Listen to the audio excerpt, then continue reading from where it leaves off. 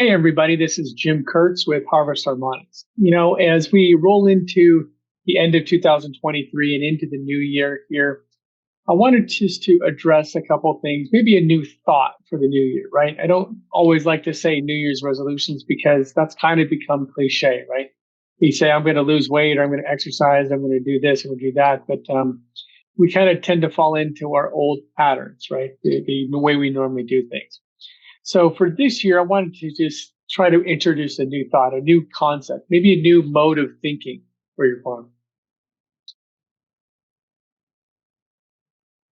You know, Typically what farmers do is they really kind of focus primarily on yield. In the last 7 years since we've been really pushing our crop booster product into the marketplace, the one thing we always hear back from farmers is yield, yield, yield. It's all about the yield. And the interesting thing is our crop booster has been producing increases in yield tremendously over the past 3 years since we launched, actually 4 years now since we launched.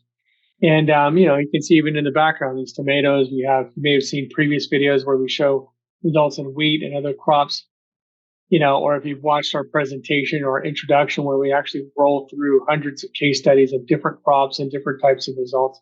You know, we've actually proven that we can increase yield. But here's the thing that I'm noticing from a vendor perspective. There's lots of things that can increase your yield. There's lots of things that you can do that might bump your yield. But a lot of these things are more, I don't know, how should we say this, temporary, right?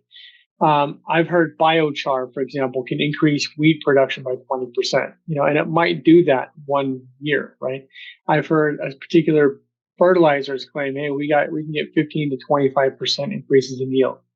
I've heard pesticides say that they can increase yield. I've had all these different products that say they can increase yield, and a lot of them probably can, in terms of like you want to get a good yield out this year and you spray a particular, increase your fertilizer or increase a particular thing, you can probably get that increase in yield.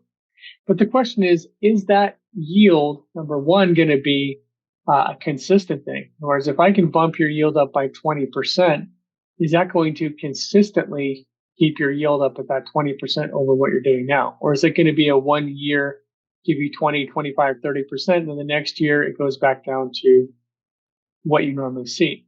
Because that's what we see a lot with these new products. And even our product we've had a few instances where that happened, where we got an amazing increase in yield, sometimes 40 or 50% increase in yield. And then the next year, they kind of went back more, still higher than where they were before, but they went kind of back down more in that 10 to 15% range, right? So we're, of course, really excited about the 50%, but the consistent average is probably going to be more like, 10%, maybe 15%, right? And so chasing yield has this drawback to it. Is a lot of times the more we chase yield in the short term, the more we make it harder for us to increase our yield in the long term. That's number one. Number two, when we just chase yield, we kind of lose sight of profitability, right?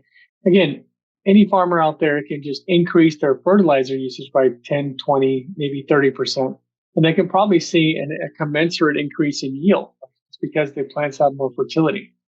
Or maybe they say, I'm going to plant more densely. I'm going to reduce my density of planting from, let's say on a tree, from 20 feet apart to finding a way on my new plantings to plant them, 8 feet apart or 10 feet apart, right? And that way I can double the number of trees per acre that I can get, right? Or for row crops, maybe you're thinking instead of 2 feet apart, I can get them 18 inches apart, right? Or something like that. Right? There's lots of ways we can figure out how to increase yield, but is that going to increase our profitability? And I think that there's two factors that you have to look at. Number one, if you have to increase your inputs to get the yield output, then you're really not improving your profitability. You're not improving your efficiency, right? That's the first thing. The second thing is if all farmers started just chasing yield and that's all they're doing, then as all the farmers' yield starts to increase, what happens? Well, the commodity nature of agriculture means that your price is going to start to decrease. And if you don't believe me, talk to the almond growers and nut growers in California. We've helped them increase their yield by 8, 10, 15%, and they're telling us that they're still going out of business. And we're like shaking our heads like, how can you be going out of business? Well, the reason is because there's so many people growing nuts now. There's so much production and not a commensurate increase in demand, that the actual cost of these walnuts, for example, went from $4 a pound down to 40 cents a pound, right? Almonds went from, I think, $2 or $3 a pound down to less than $1. Okay? So if all the growers started increasing their yield by 10, 20, 30% altogether, then the commodity nature is not going to make your farm more efficient. It's not going to make you more profitable in the long term. Short term, you might make a couple of bucks you know, in the next year or two, but then long term, you're going to have trouble because everybody's going to start bumping their yield, and then your commodity price is going to get less. That's just the way the marketplace works. And the third thing you really need to pay attention to is your soil health, right? If your soil health is not healthy over time and you're using these chemical fertilizers and pesticides that are depleting the microbiology in the soil, you're actually making it harder and harder for that soil to maintain its productivity. And that just means you're going to have to use more and more chemicals and inputs over time. You know, I did a study once, and I have to find the article for it, but I remember reading an article which compared the amount of chemicals used in the 1970s when they first started the Green Revolution versus how much they use now.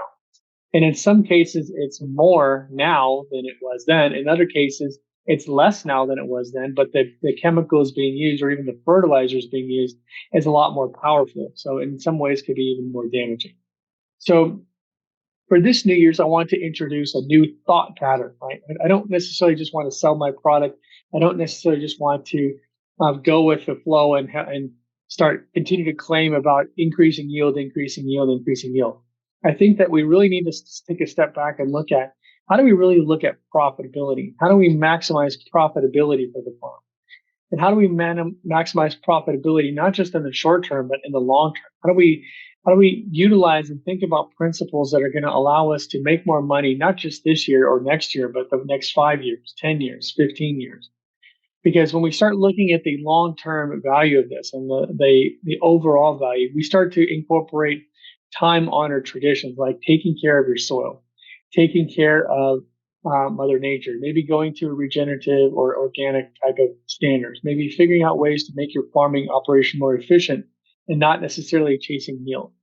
And these are different things you have to look at. Now, of course, the economics of life factor into this, right? There's inflation, you have to feed your family, get that totally.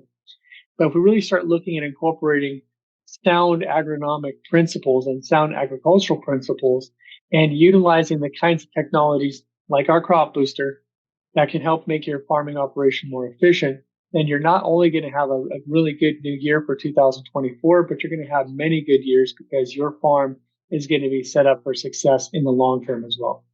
So I would love to talk to each and every one of you about your goals, about your short-term and long-term goals, about how we can maintain your yield standards so that you can make a good living, but also how to look at ways that we can help you improve your efficiency.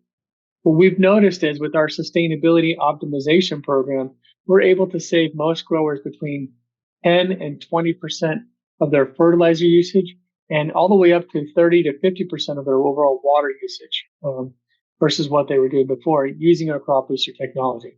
And that has the dual benefit of, number one, improving your input cost and reducing your cost, but also maintaining and increasing the quality and yield that you're producing with that reduced inputs to make your farming operation more efficient.